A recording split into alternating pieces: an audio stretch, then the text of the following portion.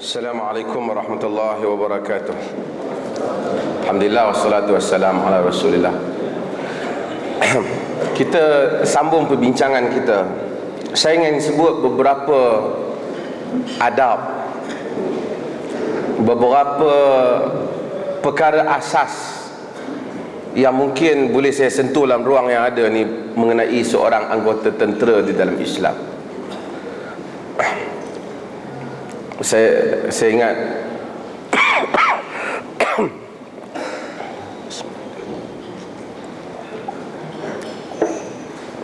dalam dunia Islam hari ini, sebelum saya masuk, jadi tentera lebih enjoy daripada jadi polis.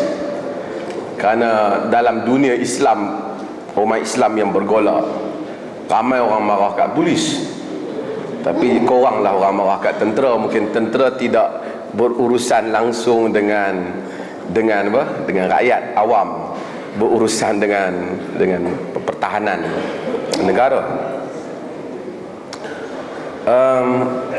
Antara perkara pokok dalam apa tugasan, terutama dalam orang jadi ketenteraan dalam Islam yang Nabi SAW tegaskan ialah pertama, ialah masalah macam mana yang kita tahu, iaitu soal ikhlas, soal niat. Bahkan apabila seorang Arabi, seorang Badawi, saya sebut kepada tuan-tuan, sebelum tuan-tuan, supaya kita dapat gambaran apabila kita sebut tentera di dalam Islam zaman dulu. Islam ni dia berkembang, tapi nak cerita macam mana tentera disusun zaman dulu. Saya dah sebut, zaman Nabi dia tak ada tentera nombor sekian-sekian ni, dia tak ada. Nabi nak perang je, Nabi ajak siapa yang pergi lah. Jadi masa tu baru jadi tentera. Kadang-kadang orang mari tawar kat Nabi, Rasulullah tak kata mak ada lagi ke? Mak dia pergi jaga mak lah. Sebab tu dia bahagi jihad ni kepada dua bahagian. Pertama, jihad kita defend negeri kita, defensi kita pertahan negara kita, orang serang negara kita. Yang mana bila nak orang serang negara tu, kita semua orang kena pertahan. Itu saja, the only way untuk selamatkan negara kita, kena semua pertahan. Jihad itu dia panggil nafrul am, kerahan tenaga awam, tenaga umum. Yang ni tak perlu minta izin, tak perlu minta izin mak bapak, tak perlu. Semua kena. Bila pemerintah kata semua rakyat kena perang, dia kena perang. Macam rakyat Palestin tu, dia nak minta apa? Orang serang negara dia, dia kena semua kena perang.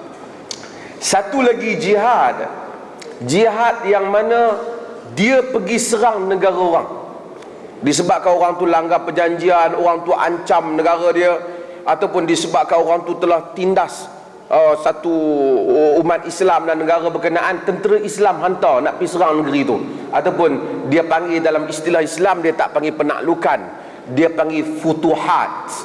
Futuhat bermaksud ialah pembukaan. Kerana Islam dia tidak rakus untuk berkuasa, dia ingin membuka negara supaya membolehkan orang lain dapat mendengar kebenaran. Sebab tu saya selalu buat beberapa contoh yang menarik di dalam sejarah Islam, ialah antaranya penaklukan Uzbekistan. Uzbekistan ditawan pada zaman Omar bin Abdul Aziz. Dia bila Islam nak masuk ke satu negara, dia kena buat beberapa perkara. Nabi bagi arahan pada Sayyidina Ali dalam perang Khaybar. Khaybar ialah perang yang kita tahu Nabi halau Yahudi. Sebab tu tuan-tuan pergi dengar budak Palestin kan, Khaybar ya Yahud, Jaisyun Muhammad saufa yahud. Khaybar wahai Yahudi, tentera Muhammad akan kembali.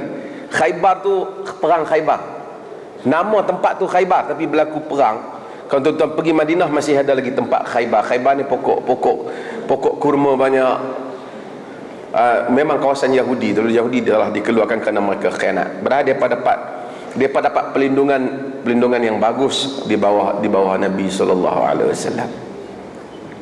Dan Yahudi dalam sejarahnya, Yahudi ni dalam sejarah mereka tak pernah dapat satu keadaan yang bagus, perlindungan untuk mereka. Mereka boleh berkembang ilmu mereka, penulisan mereka, melainkan di bawah pemerintahan Islam. Dalam sejarah, buku-buku Yahudi ditulis semasa pemerintahan Baghdad, The Golden Time of Judaism. Kalau kita tulis dalam internet, kita akan tengok dia kata di bawah pemerintahan Baghdad. Yahudi sentiasa kena tindas, melainkan di bawah pemerintahan orang Islam. Islam dia tak boleh masuk satu wilayah, melainkan dia kena, pertama dia kena seru mereka kepada Islam. Hantar kata, kami menyuruh kamu menerima agama yang benar. Kalau tak ada respon, dia orang tolak. Sebab tu kita, tuan-tuan pergi dalam internet boleh tengok, sebahagian artikel saya tuan-tuan boleh tengok surat-surat Nabi kepada Maharaja Rom dan Parsi.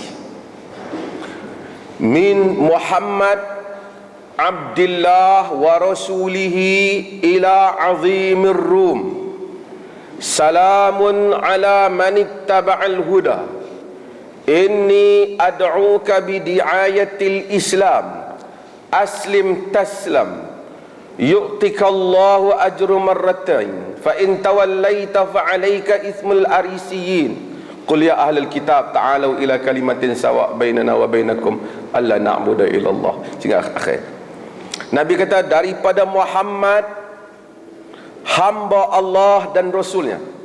Pasal dia hantar kat Maharaja Rum, pasal dia orang kata Jesus anak Allah. Jadi Nabi stres, aku walaupun Rasul, aku bukan anak Allah, aku hamba dah. Daripada Muhammad hamba Allah dan Rasulnya, ila azimur Rum, kepada orang besar Rom, Herakl, maksudnya kepada yang amat berhormat Rom. Nabi satu benda ni, kita moden sekarang kita buatlah. Nabi dia tak ignore orang-orang punya kedudukan. Dia tak kata kepada Herakl, dia sebut dia punya apa, title penghormatan lah. Dia Nabi seorang yang berprotokol.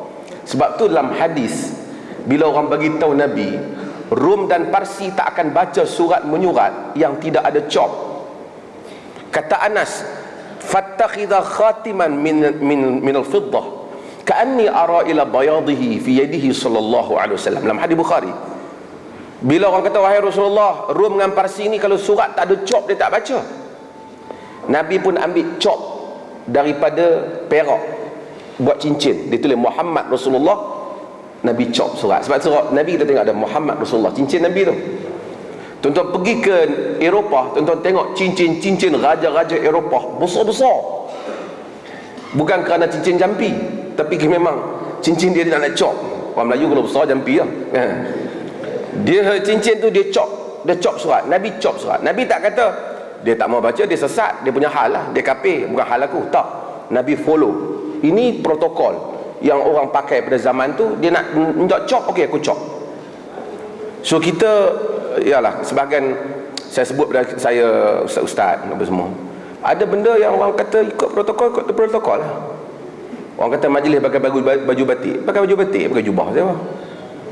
Jadi ikut peraturan, benda bukan salah dengan agama pun.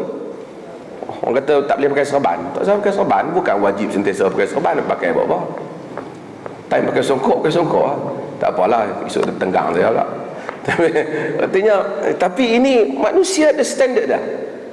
Nabi hantar surat. Nabi kata dari Muhammad Rasulullah kepada orang besar, salamun ala man ittaba'al huda, salam sejahtera kepada orang yang mengikut petunjuk.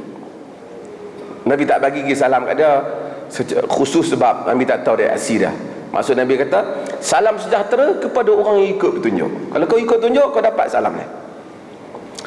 Aslim taslam, Islamlah nescaya kamu selamat.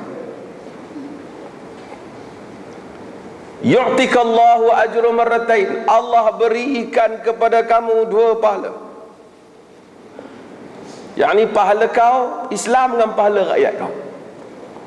Fa in tawallaita fa alayka ismul arisiyin, jika engkau berpaling kau dapat dosa segala rakyat kau.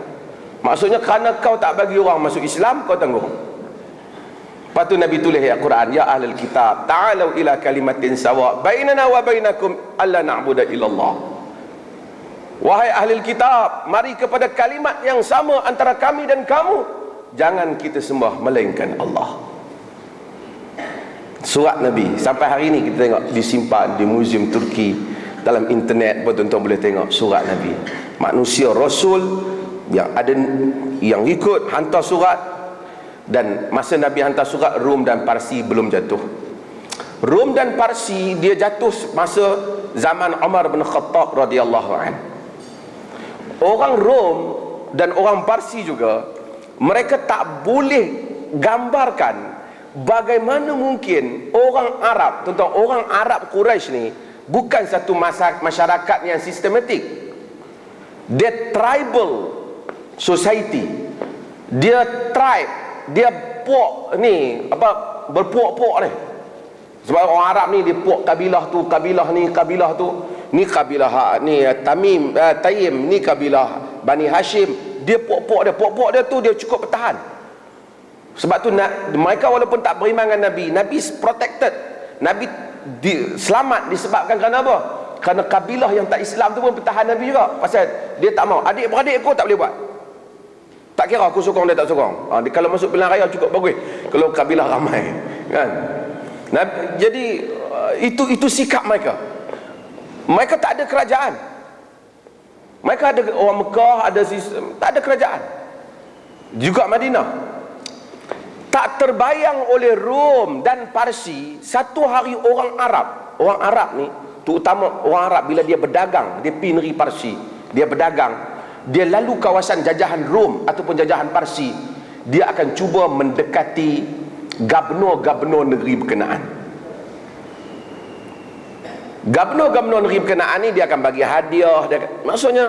Sebab tu Abu Sufyan pernah dijemput untuk ditanya tentang Nabi Muhammad oleh Maharaja Rom masa dia pergi berdagang.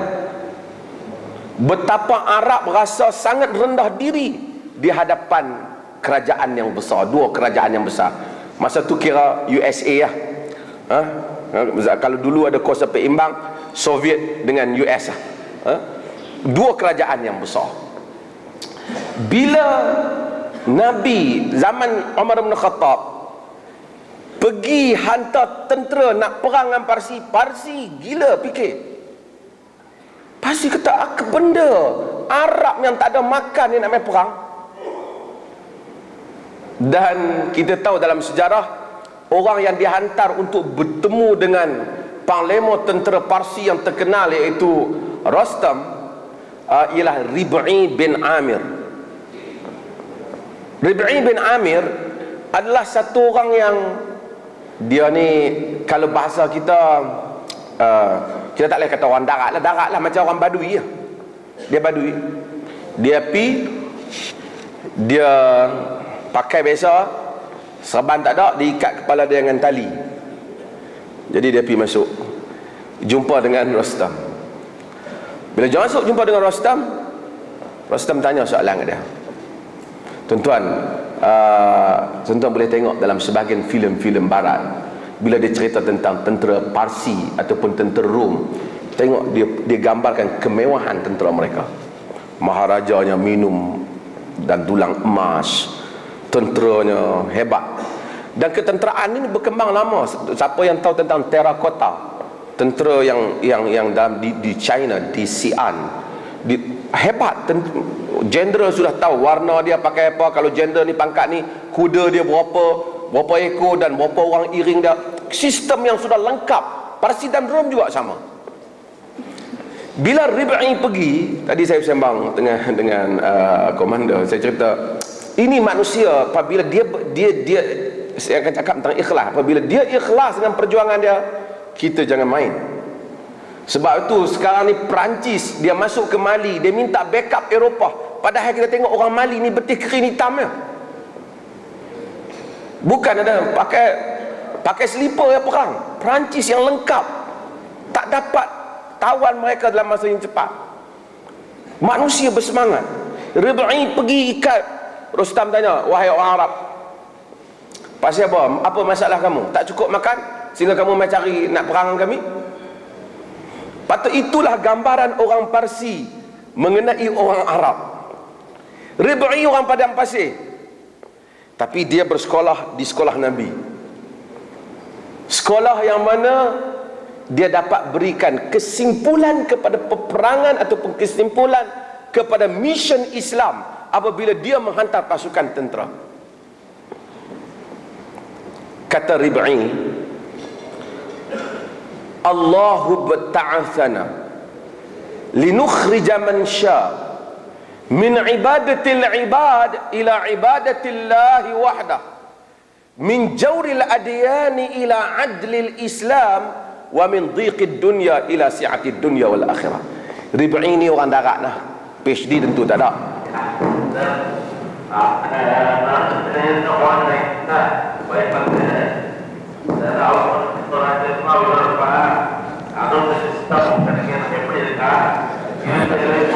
Hai, jangan bunyi.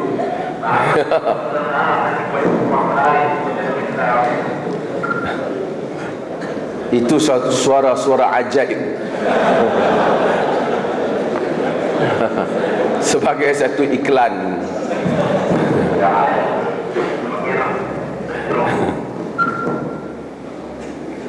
Tuan-tuan tahu itu suara dari mana? Itu daripada pesawat tu. Habis. Ada. Okey. Ha? Okey, saya cerita pasal Rib'i.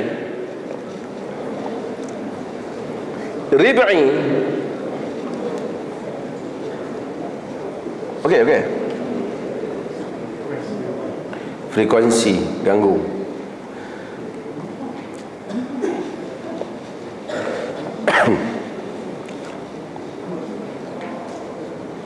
Rib'i dia, kalau kita kira buta huruf lah, orang biasa, tapi ini soal manusia dididik dan pendidikan yang dia dapat. Rib'i bukan sahabat besar, dia bukan komando besar macam Sayyidina Omar, macam sahabat-sahabat yang tuan-tuan dengar nama. Ramai orang tak pernah dengar nama Rib'i. Ini mungkin prebet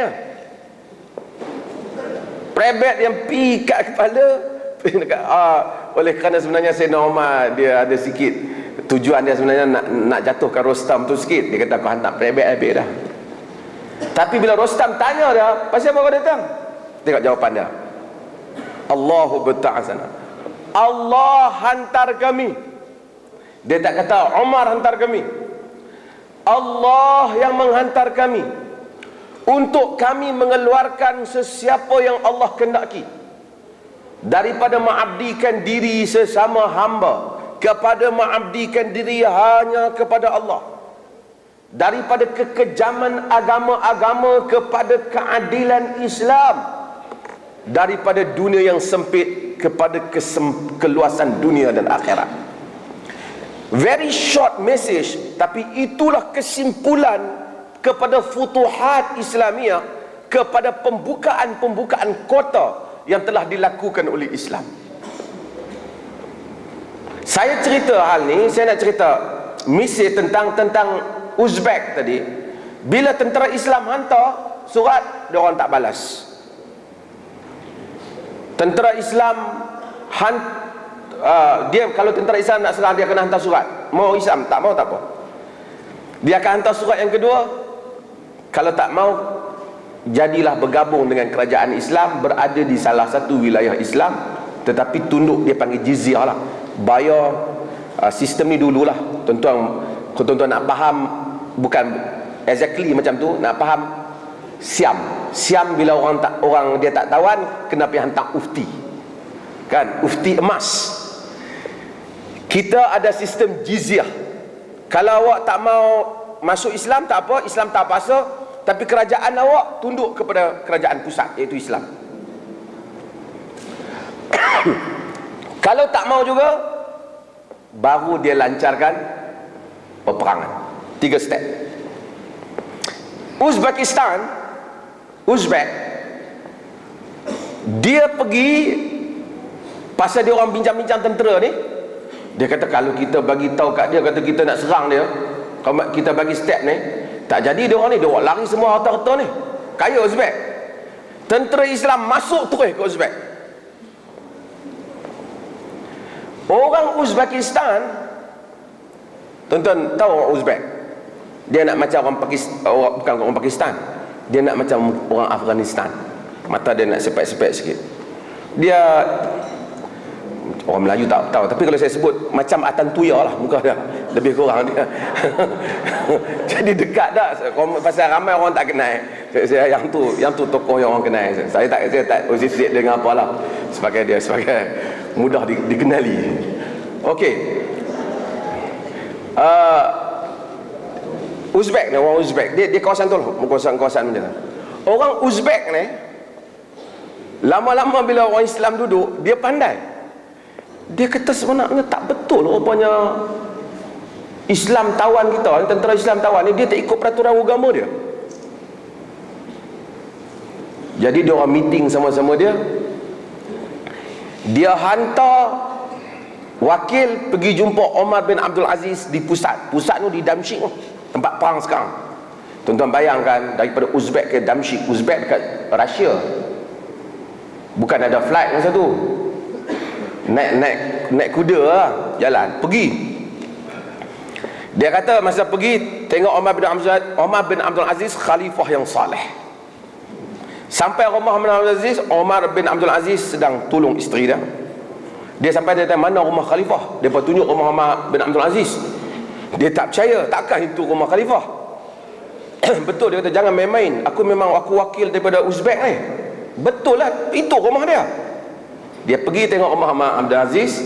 Omar bin Abdul Aziz sedang pujuk anak dia kerana seorang anak yatim. Dia main dengan anak Omar Abdul Aziz, pukul anak Omar Abdul Aziz, luka. Omar Abdul Aziz ambil macam apple kan, hadiah kat budak yatim ni, bagi kat budak yatim ni.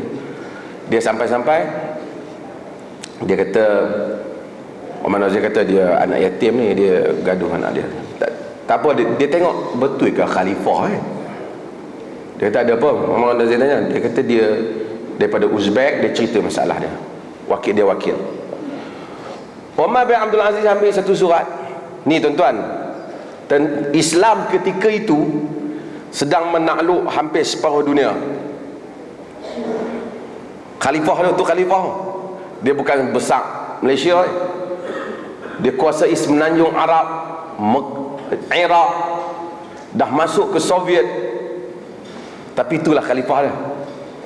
Dia ambil sekeping surat, dia tulis kepada Qadi Uzbek supaya bicarakan kes ini di mahkamah.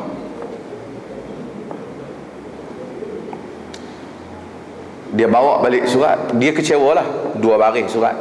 Sampai ke Uzbek, dia kata tadi penjumpaan pun tak ada. Dia tulis 2 surat, 2 baris. Nak buat apa? Dia cop khalifah, dia suruh bicara. Dia kata tak apa, kita serah surat ni. Dia orang serah pada siang hari. Terus mahkamah panggil, maksudnya Qadi ni bukan nikah kahwin dalam sejarah Islam. Qadi kita pun nikah kahwin. Dalam sejarah Islam, Qadi bermaksud hakim lah. Dia tak ada 2 Qadi. Dia tak ada hakim tu Qadi lah bahasa Arab. Tapi kita macam tu lah. Bukit Jabal Uhud. Jabal tu dah bukit lah. Kita Qadi yakni hakim kata panggil komander, tanya dia macam mana proses dia masuk, dan dibicarakan di Uzbek. Dibicarakan pada siang hari.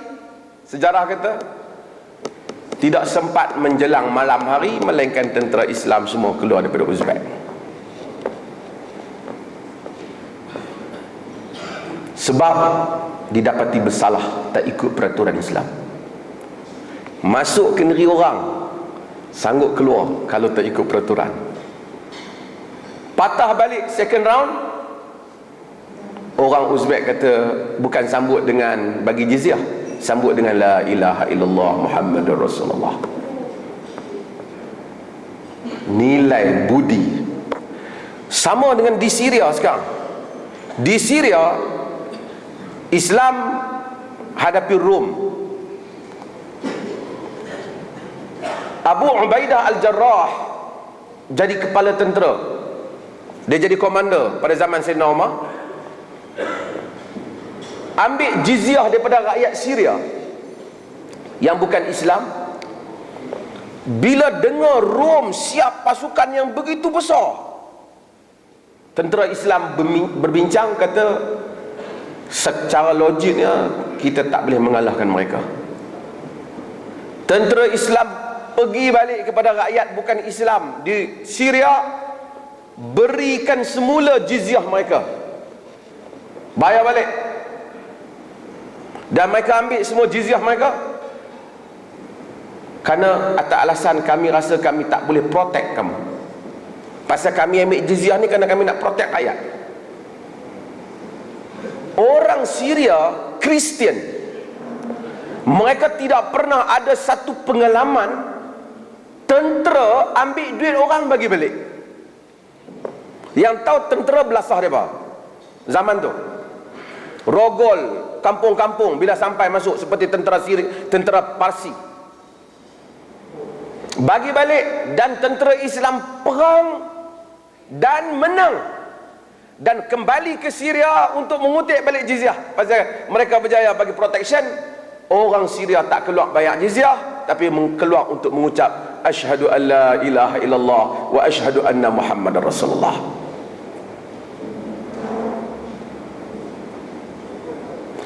Sebab tajuk saya ikhlas, tapi saya nak cerita kenapa. Sebabnya ialah jelasnya misi ketenteraan. Ini penting. Sebab itu apabila tentera Islam jatuhkan Parsi, orang Islam apabila lihat menara kerajaan Parsi, mereka takbir, Allahu Akbar, hadza ma wa'adana Allahu wa rasuluhu. Ini yang Allah dan Rasul janji. Parsi ditawan masa zaman Nabi dah tak ada, Nabi dah wafat. Masa Nabi nak hijrah, Nabi lari daripada kampung halaman. Seorang yang kejar Nabi namanya Suraqah bin Malik. Dia kejar Nabi dan Allah takdirkan kaki kuda dia tenggelam masuk dalam pasir.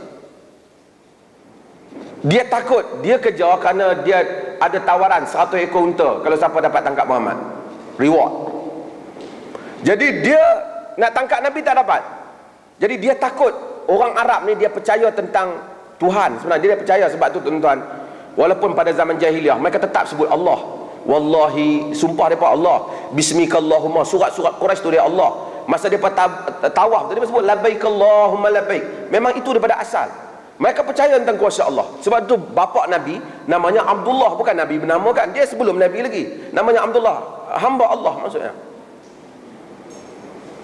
Mereka ini bila masuk kaki dalam pasir, dia minta perdamaian daripada Nabi. Nabi kata ka'anni bika suwairu qisra, seperti aku melihat engkau akan memakai gelang maharaja Parsi. Suraqah tanya, Parsi tu? Parsi tu. Masa tu Nabi sampai Madinah pun tak lagi, tak tahu apa nak berlaku. Suraqah tak masuk Islam, Suraqah bin Malik. Dia balik, orang Quraisy kata dia kena sihir. Tapi dia ingat Nabi Muhammad kata satu hari aku akan pakai gelang maharaja Parsi. Tuan-tuan, macam mana nak pakai gelang maharaja Parsi? Pada logiknya orang kampung sendiri pun halau. Parsi itu kerajaan macam dengan mereka. Nabi wafat, Parsi tak tumbang. Abu Bakar wafat, Parsi tak tumbang. Pada zaman Sayyidina Umar bin Khattab, tentera Islam berperang dengan Parsi dan merampas kerajaan Parsi. Bahkan maharaja Parsi yang terakhir dibawa, dibunuh, tiga anak perempuannya dibawa kepada Sayyidina Umar. Antara yang dirampas ialah gelang maharaja Parsi. Dan Sayyidina Umar panggil Suraqah yang ketika itu dah masuk Islam, dipakaikan gelang maharaja Parsi. Kata Umar, inilah yang Rasulullah SAW janji untuk kamu. Orang Islam tak pernah kecewa dengan janji Nabi. Gelang maharaja Parsi. Pada hari orang Islam tengok maharaja Parsi jatuh, mereka menyatakan Allahu Akbar, hadza ma wa'adana Allahu wa rasuluhu. Inilah yang apa yang Allah dan Rasulnya janjikan. Harta maharaja Parsi dibawa sampai dia bila tawan, Omar tak pergi, Omar khalifah. Tentera ambil semua khazanah, berlian, emas, kekayaan, harta Maharaja Parsi, dibawa ke Madinah. Sayyidina Umar kagum dengan tentera Islam. Dia menangis pasal kekayaan. Sayyidina Umar ni zuhud orang dia. Dia bimbang kekayaan ini menjadi fitnah. Tapi dia kagum. Dia kata bagus tentera Islam ni. Mereka tak ambil. Tak ada ke dia panggil apa?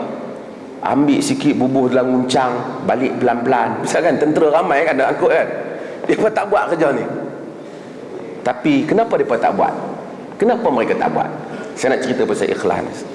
Mereka tak buat kerana Sayyidina Ali kata, afafta ya amirul mu'minin, ya amiral mu'minin wa afat rakyatu la rata'ta la rata'u. Engkau itu sebagai pemimpin, sebagai khalifah, engkau iffah, engkau tidak gelojoh, engkau tak sapu harta yang bukan hartamu, benda yang bukan milikmu, maka demikianlah rakyatmu. Lau rata'ta la rata'u. Jika engkau ini bermewahan, ambil apa yang tidak patut bagimu, berlebihan, nescaya rakyatmu juga demikian. Ini kunci kekuatan tentera Islam. Mereka rasa gembira untuk berkhidmat kepada Islam kerana mereka lihat visi yang jelas dan misi yang jelas.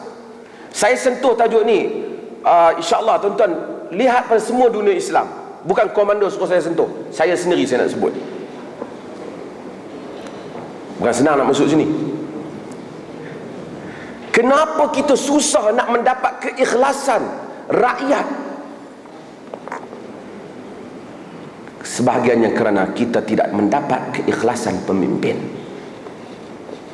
Ini realiti. Saya tidak datang untuk please sesiapa, tapi saya nak bagi tahu ini realiti.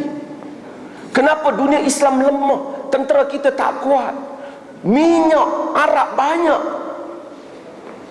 tapi tak boleh lawan Israel yang 6-7 juta. Bukan kita sokong pok-pok teroris, pok-pok tu lebih berani lagi daripada tentera Arab. Sebab soal keikhlasan kita simple. Contoh, orang perempuan akan tahu, kalau dia sayang kat suami dia, suami dalam rumah dia baik, didik anak-anak, tahu perjalanan anak-anak, dia pun rasa seronok berkhidmat sebagai ibu dalam rumah tu. Tapi kalau dia tahu suami dia kelang kabut, nama je bapak, dia duk suruh anak-anak yang bagus, dia pun selerak, kita tak akan gembira. Isteri pun serabut, dia terpaksa buatlah kerja dia, anak-anak pun tak rasa. Itu bagi satu unit yang kecil. Demikianlah sebuah negara. Nabi SAW sebut tentang keikhlasan. Sebab tu Nabi SAW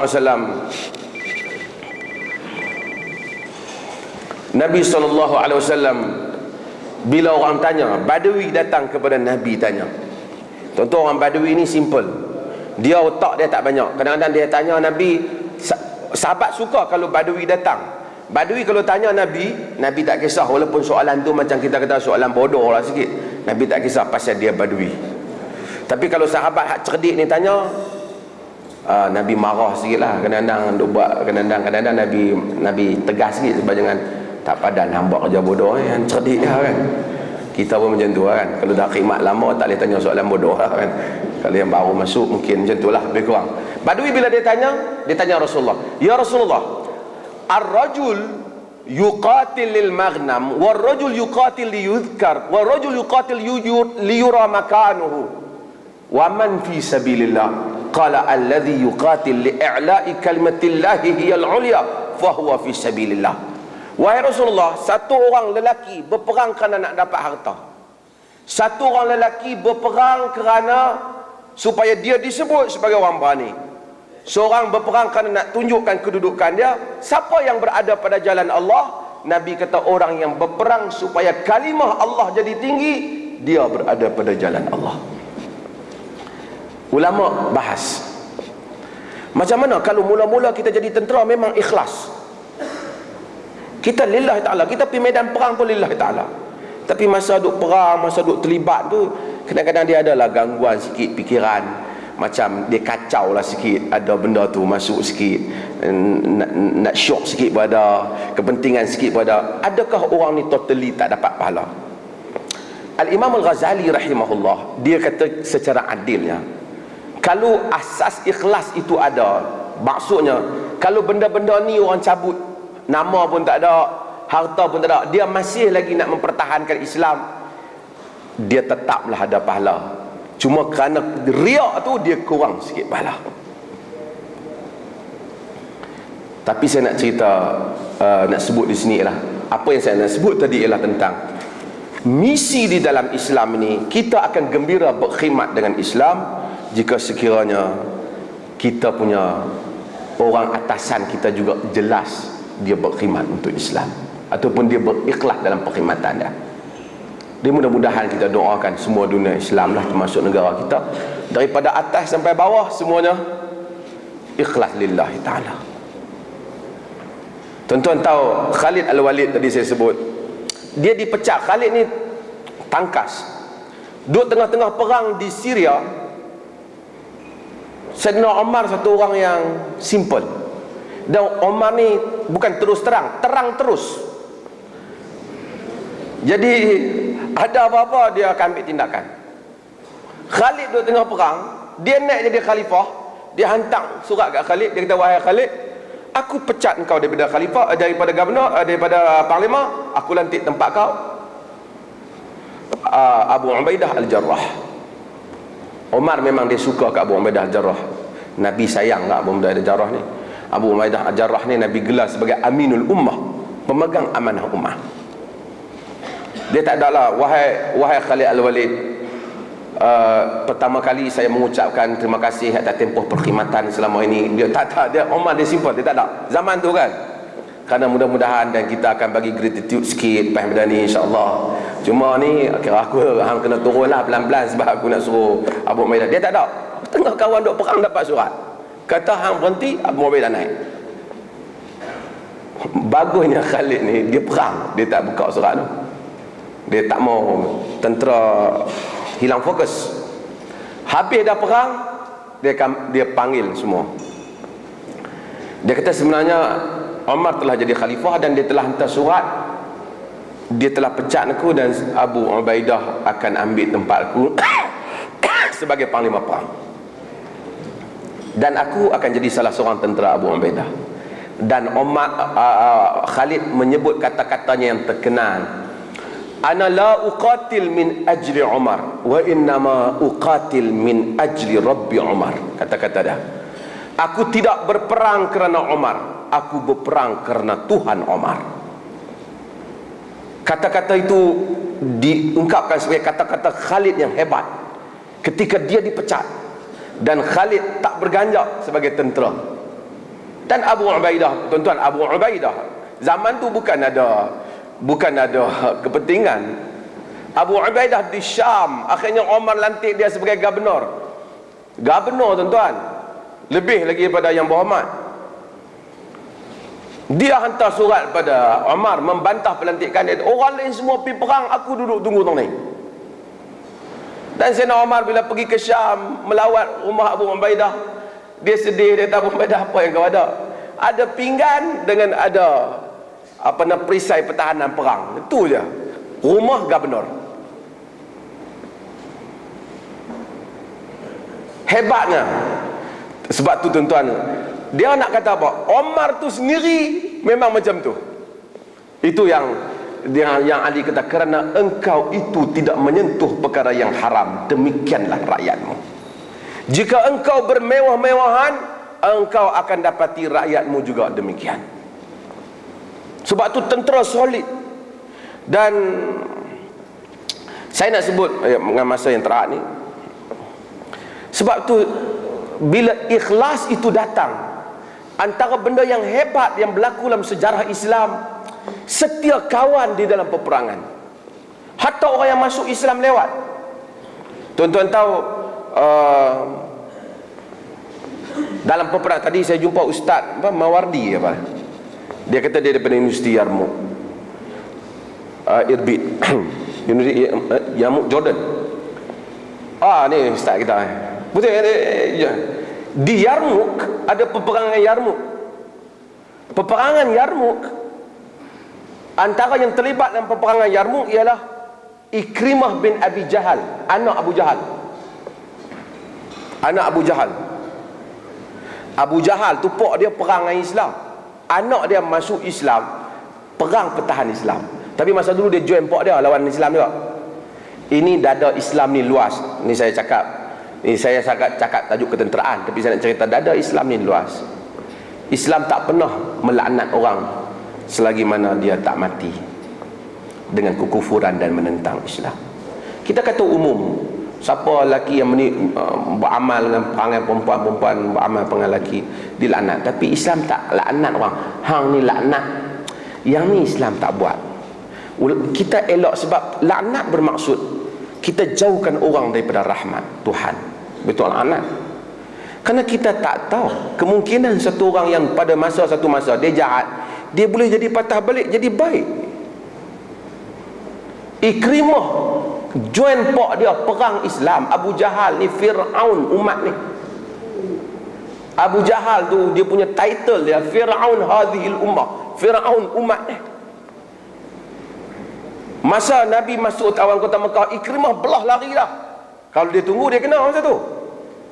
Lepas tu dia patah balik mai minta maaf kat Nabi melalui isteri dia. Dan dia masuk Islam. Nabi, subhanallah, Nabi bagi, bahkan Nabi bagi kedudukan kat dia. Dia perang membela Islam. Kadang-kadang Nabi dengar depa duduk ramai-ramai kan, depa duduk bersembang, depa kutuklah orang-orang lawan Islam ni. Kutuk Abu Jahal, kutuk Abu Lahab. Ikrimah ni dengar kan, pok dia. Tapi Nabi kata la tasubbul mauta fa inna sabbal mauta yu'dil haya al-hayy. Nabi kata tak usah maki orang mati ya. Kerana maki orang mati ni menyakitkan hati orang hidup. Nabi sangat halus dia punya perasaan. Padahal mereka tu mati dengan pedang Islam, bukan Islam pergi bunuh mereka. Mereka yang tampil memerangi Islam. Tapi Nabi kita tak usah kata. Padahal memang padan pun Abu Lahab tu, kalau orang kata dengan Abu Jahal pun. Tapi Nabi jaga perasaan. Di atas benda ni Ikrimah jadi antara orang yang hebat mempertahankan Islam, dan dia terlibat dalam peperangan Yarmuk. Saya teringat tengok ustaz ni teringat. Dalam peperangan Yarmuk, Al-Haris bin Hisham, Ikrimah bin Abu Jahal, Ayyash bin Rabi'ah, ni antara 3 orang. Dan bila orang bagi air pada mereka, dah teruk peperangan, nak bagi kepada Hisham, Hisham tengok Ikrimah perlukan air, dia suruh bagi, dia isyarat pada Ikrimah. Ikrimah tengok dia nak minum air tu, dia isyaratkan kepada Ayyash. Kata sahabat bila patah balik nak bagi, 3-3 mati ya. Setia kawan. Sebab apa? Semua orang tahu aku macam kita berperang lillahi ta'ala. Sebab itu untuk sampai ke benda-benda yang seperti ini banyaklah. Dan saya mungkin nak sebut last point saya itu, antara benda yang Nabi ajak dalam peperangan ni yang menyebabkan kekuatan bagi tentera Islam ialah hubungan baik antara panglima perang, orang atasan dengan orang bawahan. Masalul mu'minina fi tawaddihim wa tarahumihim wa ta'atufihim kamasalil jasadil wahid. Ini Islamnya slogan. Bandingan orang mukmin, kasih sayang, tolong menolong, bagaikan satu jasad, kata Nabi dalam hadis.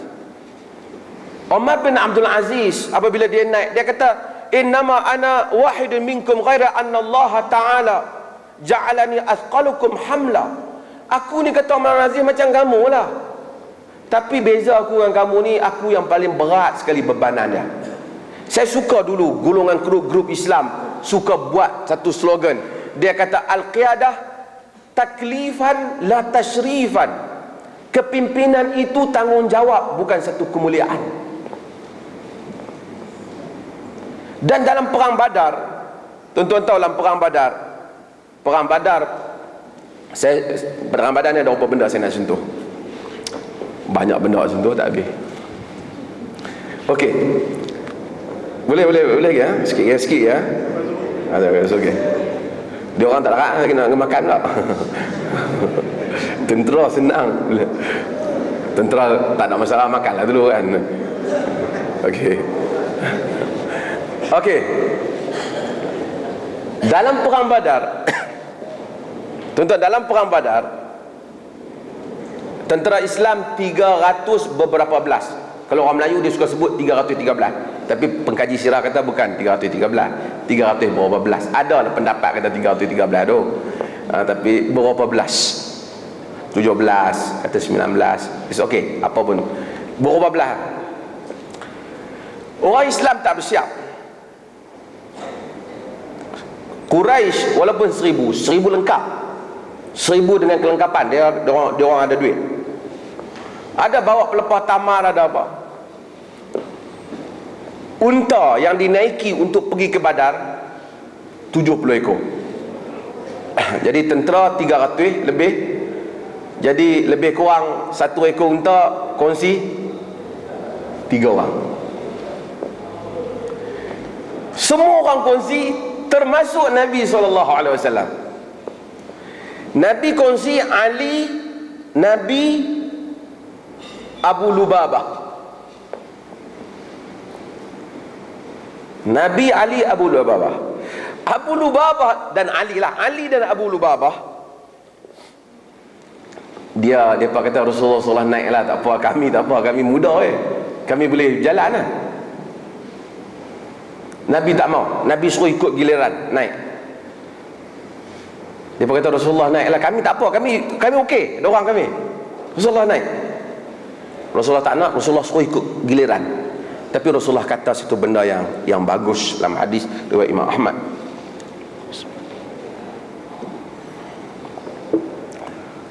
Nabi kata, ma antum bi aqwa minni wa ma ana bi aghna anil ajri minkuma. Ma antuma bi aqwa minni wa ma ana bi aghni anil ajri minkuma. Nabi kata, bukanlah hampa tu hampa dua orang ni, tuan-tuan faham bahasa utara? Bukanlah hampa dua orang ni lebih kuat daripada aku, dan tidaklah aku ini paling kurang mengharapkan pahala lebih pada hampa. Maksudnya macam mana hampa dah harap pahala, aku pun mau pahala. Macam mana hampa naik kuda dan hampa turun kuda, aku pun nak naik dan turun kuda. Nabi kongsi. Sebab tu tuan-tuan, Nabi ini masalah dunia Islam. Pemimpin, saya sebut dunia Islam semualah, saya kata saya kempen pilihan raya pula. Semua ramai pemimpin, dia macam nak paksa orang sayang kat dia. Sayang ni benda tak boleh paksa. Sayang kita kena tunjuk benda sampai orang sayang kat kita. Dia ingat dengan bubuh gambar besar-besar, orang jadi sayang. Kadang-kadang orang menyampah gambar dia. Tak ada orang lain lah sahabat. Saya kena kawal diri di sini. Dah, tapi bukan saya cakap ni, saya cakap pasal tempat lain. Tapi artinya negeri Arab, tengok subhanallah, sebesar dinding bubuh gambar pemimpin. Orang kan sayang pun. Nabi bukan Nabi tak boleh, Nabi tak benarkan orang buat patung, orang apa, tapi orang sayang kena sikap. Padahal dia Nabi. Kalau dia naik pun orang tak komplain. Kalau dia naik pun orang tak komplain. Dan satu lagi, setiap berpuluh tempat saya sentuh benda yang sama. Tuan-tuan, perang Badar, tentera Islam 300 lebih. Tentera Islam 300 lebih.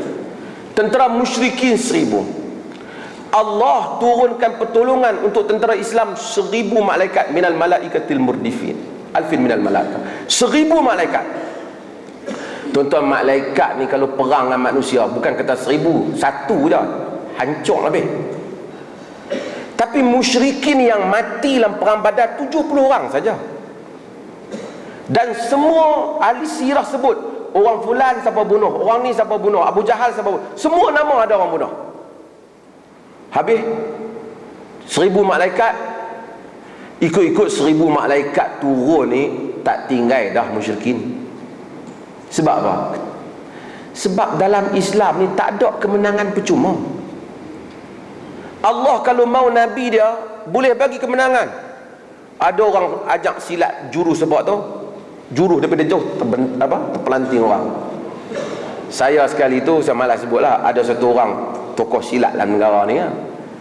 Saya cakap dalam RTM, saya kata kalau betul lah ada orang kata dia silat kebal, jurus orang terpelanting apa semua, kita bagi duit ke dia, suruh dia pergi Palestin nak tengok. Orang lain lawan tak boleh. Israel tembak dia bangkit, tembak bangkit, belah lari Israel. Kalau seorang rakyat Malaysia bagi kat dia RM2, orang Islam dia dapat berapa juta dah. Kalau sungguh ada benda yang macam tu, setakat atas gelanggang tu mungkin boleh lah. Nabi yang turun Quran kepada dia, dia tak kebal. Tiba-tiba masa saya cakap tu, saya dia temu ramah, saya mana tahu. Dia petayang satu gambar hak kawan tu filem dulu. Dia telefon saya marah sungguh-sungguh kat saya. Tak patut buat macam ni pada saya, tuduh saya boleh buktikan. Tak apa, kata kat gelanggang boleh lah, pergi kat orang tembak berlubang macam tu lah, tapi tak apa. Tidak, ramai hafiz-hafiz Quran Arab mati gitu ya. Masalah agama ni, kalau tidak tak ada orang. Nabi tak kata besok sahabat-sahabat sekalian kita akan perang Badar, malam ni aku nak turunlah 2-3 benda, mandi tapak, mandi jurih apa semua kan. Tak ada. Saya bukan menafikan baca doa, saya tak nafikan, tapi ini exaggeration. Kita exaggerate benda ni, berlebihan, seakan-akan macam baca Quran kebal. Benda ni tak ada. Sahabat tetap terkorban 14 orang dalam peperangan Badar. Hatta Hamzah, komander perang Islam, mati. Nabi tak kata ni aku bagi ni juru apa-apa ni, kalau dia tetak hang tak rasa apa ni. Nabi tak bagi, tak ada.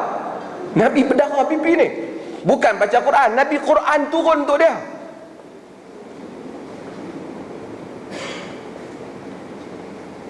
Perang Badar 70 musyrikin meninggal. Mati ya. Orang Melayu panggil, orang utara dia kasar, kalau mati tak elok panggil mampui. Tapi matilah, bahasa sama lah mati. Tapi mati. Kalau ikut semua mau mati, sebab Islam, Allah Ta'ala nak Islam mesti menang dengan tangan dan usaha orang Islam. Malaikat datang hanya protek orang Islam daripada kemusnahan, tapi nak kalahkan musuh dengan tangan orang Islam. Sebab tu saya selalu sebut, kalau setakat baca doa sekalipun di Masjidil Haram, tiap-tiap Jumaat, tiap-tiap Ramadan, ya Allah tolonglah orang Palestin, Allahumma ansuril ikhwananal mujahidin fi Palestin, tolonglah orang Islam di Palestin. Kita baca doa, buatlah semayang, baca kunut nazilah. Tapi kalau kita tidak berbuat apa-apa, Allah tidak memberi kemenangan, hatta nabinya. Kerana Allah mahu nak lihat siapa yang setia dan siapa yang ingin mencari pahala untuk mempertahankan agamanya. Bukan lepas kita pun makan sedap-sedap, balik hampa perang dulu pelan-pelan. Tak ada. Ini yang Miqdad, sahabat Nabi, bila nak tengok perang Badar, dia kata kepada Nabi SAW dengan kata-kata yang terkenal. Miqdad kata, ya Rasulullah, la naqulu laka kama qala banu Israel, idhhab anta wa rabbuka faqatila wa inna hahuna qa'idun, walakin naqul idhhab anta wa rabbuka faqatila wa inna ma'akuma muqatilun. Wahai Rasulullah, kami tak akan kata pada engkau macam Bani Israel kata pada Musa. Oi, mai pula dah. Oh ni. Okey. Jangan sebut tasya. Okey. Kami tak akan kata kepada engkau wahai Muhammad, wahai Rasulullah, pergilah engkau dan Tuhanmu berperang, kami tunggu di sini. Itu Bani Israel. Tapi kami akan kata, pergilah engkau wahai Muhammad dan Tuhanmu berperang, kami bersama kamu berdua turut berperang. Ini, dan saya nak sebut last beberapa contoh sebelum persoalan. Nabi SAW, pasal apa orang sayang kepada kepimpinan Nabi. Nabi masa perang Badar, dia dia atok tentera, disuruh dia kawal ni pembarisan lah. Jadi ada tentera tu dia ke depan sikit. Nabi tikam sikit perut dia dengan macam kayu tu lah, tikam. Dia nama Aswad bin Ghaziyah. Bila Nabi tikam dia kata, wahai Rasulullah, auja'tani ya Rasulullah, kau bagi aku sakit wahai Rasulullah. Laqad ba'athaka Allahu bil haqqi wal 'adl. Allah Ta'ala telah hantar engkau supaya engkau menegakkan kebenaran dan adil. Pasal apa pergi tikam perut aku? Subhanallah. Nabi kata, Aswad, Nabi bagi kayu tu kata, balas dia kata, Rasulullah tadi tikam perut saya tak ada lapik. Rasulullah kena angkat perut. Saya pun tikam tak ada lapik. Rasulullah tak apa? Rasulullah angkat perut dia. Dan Aswad pergi dekat dan dia cium perut Nabi SAW. Nabi tanya, Mada sana'ta ya Aswad? Kau buat apa? Mada tasna? Ma hamalaka ala ma sana'at? Apa yang menyebabkan kau buat begini? Dia kata, wahai Rasulullah, aku rasa fa'aradu an yakuna akhirul ahdi bika an yamussu jildi jildak. Wahai Rasulullah, aku harap saat terakhir aku jumpa kau ni supaya kulitku dapat menyentuh kulitmu. Tadi kita baca apa? Puisi tadi kan. Itulah Nabi kan. Asyraqat badru alaina fakhtafat minhul buduru. Kan? Puisi kan. Telah muncul cahaya bulan kepada kami, maka bersembunyilah segala bulan-bulan yang lain. Kan? Tak apalah cerita Nabi, tapi saya nak cerita hatta di medan perang orang sayang. Bila orang sayang, orang happy untuk berkhidmat. Tentera ada ketegasannya. Sayyidina Umar ada tegas. Sayyidina Umar, tuan-tuan, Sayyidina Umar antara benda yang dia larang, dia larang tentera-tentera Arab ni daripada dia kata pastikan tentera berada di bawah panas mentari. Maksudnya biasa panas. Dan pastikan mereka dapat memanah ketika kuda bergerak. Itu dia buat beberapa kamp seperti Basrah di Iraq. Basrah semua tu sebenarnya kota-kota tentera. Omar ni dia nak supaya tentera semasa pecut kuda tu panah kena target. Bahkan dia kata kalau boleh tentera yang pakai kasut macam padang pasir supaya dia lasak. Dan Omar satu orang yang hebat, tuan-tuan tahu. Ada seorang komando tentera, dia unit kecil tentera dia lah. Dia ambil tindakan. Kawan tu dia tak ada apa, dia ketua tentera. Dia duduk saja barangkali duduk rehat, perang tak berlaku lagi. Dia paksa ni anggota dia, hang cerita apa dosa hang pernah buat.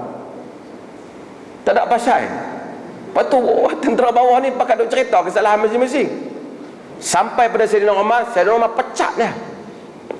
Allah tidak menyuruh dia membuka aib orang lain. Pasal dia buat kerja tu, dia dipecat. Dan Omar, kalau tuan-tuan nak baca sejarah tentang ketenteraan Omar, antara the best. Dia didik tentera cara hatta taktik berperang, taktik lompat daripada kuda kepada kuda. Kira dia satu orang yang ihtimam dengan peperangan ni. Dan saya nak sebut yang last ialah Aisyah tanya orang datang daripada Mesir, macam mana adikku Muhammad ni adik Aisyah, Muhammad bin Abi Bakar, dia jadi ketua macam mana kat sana? Dia kata dia bagus. Kalau dalam peperangan kuda orang tak ada, dia bagi kuda dia. Kalau orang lain susah, dia bagi harta dia. Aisyah kata, aku tanya bukan pasal apa, aku dengar Nabi SAW sebut. Nabi doa, Allahumma man walla min amri ummati syai'an farafiqa bihim farfuq bihi wa man syaqqa alaihim fashquq alaihi.